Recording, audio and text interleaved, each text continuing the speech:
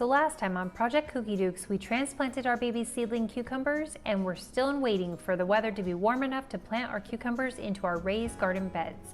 A lot has happened since then, but before I get ahead of myself, let's start where we left off. I'm super excited. I think this is going to be a really great season, and I am looking forward to eating a ton of awesome cucumbers.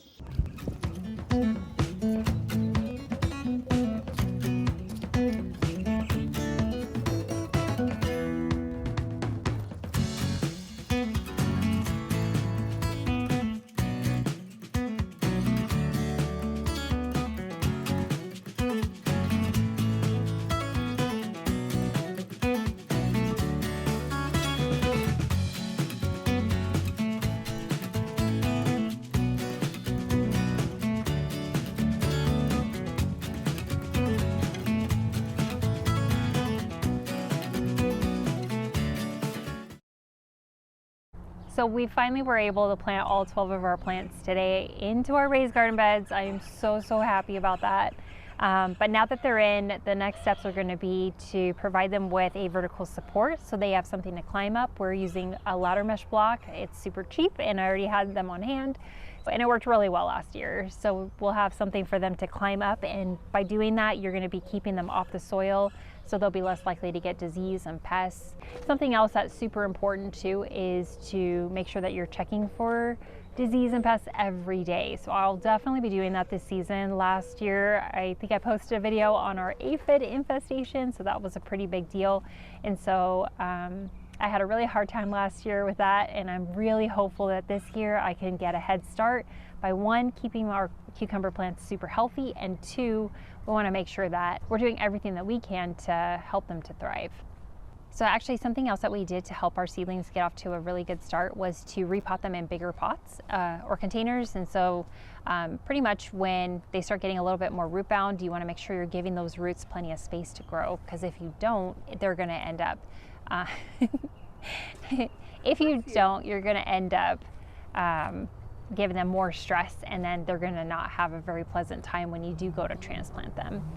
So one of the things in Millennial Gardener's video was he recommended parthenocarpic, that's a word, parthenocarpic varieties of cucumbers. And what that basically means is your cucumbers are going to be able to fruit without ever having to be pollinated. I went ahead and just went with varieties that are pretty well known to this area. I did plant a lot of companion plants as well, such as marigolds and sunflowers and things like that. So I think that'll help to get those pollinators into the garden, and we shouldn't have any problems with that. Today we are checking in with our cucumbers, and we are taking some next steps to ensure that we get the most delicious cucumber yield this year. So as you can see, we are starting to get some blossoms on, this is our Armenian cucumber plant here. Looking pretty healthy, I love it. Our Marketmore 7.6. A few buds in there. And as you can see, I've already started some seed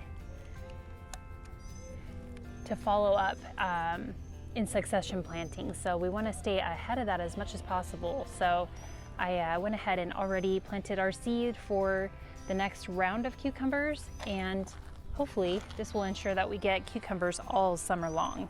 Our Marketmore. We also have a zucchini plant over here. Not sure if this guy's gonna make it, but I have yet to have success with zucchini, so I am super hopeful that this guy will make it. And this here we've got a straight 8.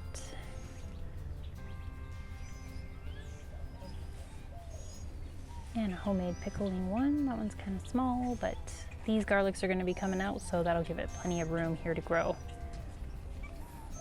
So I'm going to be watering these in with my yeast solution just to make sure that we get a nice healthy growth on our cucumbers. This is also going to help to give them strength and ensure that they get really good growth. So my secret recipe for keeping my cucumbers nice and strong and able to combat any kinds of disease or pests is my yeast solution. I happened upon this recipe last year at the end of the season. I wish I would have discovered it sooner, but I am anxious to use it again this year, and I think this is really going to prove to be a a hit and get the most out of my cucumber plants this season. So basically all this is a mix of, you get 1 packet of active dry yeast, which it comes out to about 1 tablespoon, 1 tablespoon of sugar, and I take that, pour it into my watering can, which is a 2-gallon watering can, fill that up, and then I let that sit for about 3 or 4 days outside. It smells horrible, but it works really good. And then I just water that in.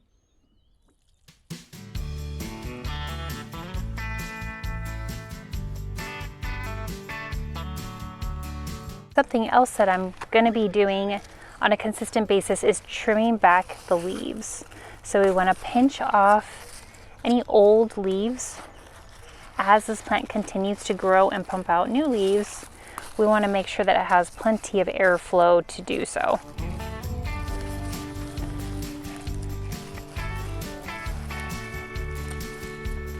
And that is it for today. So we went through, we watered in our cucumber plants with our yeast solution, and then we checked over all the leaves and we pinched off any of the old leaves to give this plenty of airflow. So it is very important when you are growing your cucumbers that you want to do those things to make sure that you get optimal growth and the best cucumbers possible.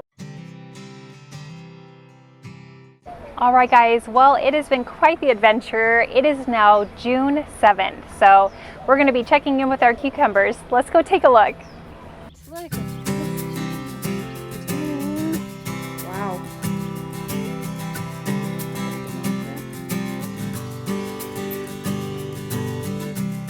Dang. Hey, we got another cucumber. Okay.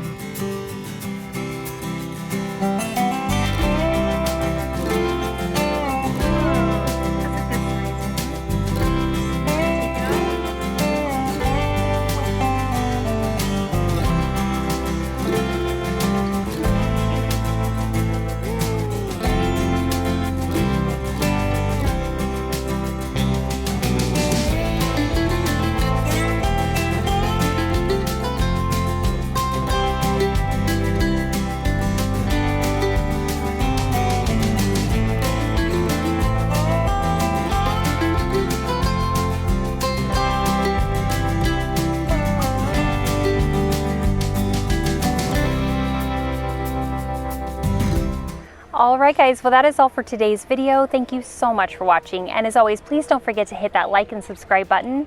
I really do hope that you'll be able to take away a few tips and tricks to use in your own gardens for your cucumbers this season, and of course I wish you the best of luck. I hope to see you again on the next one. Bye!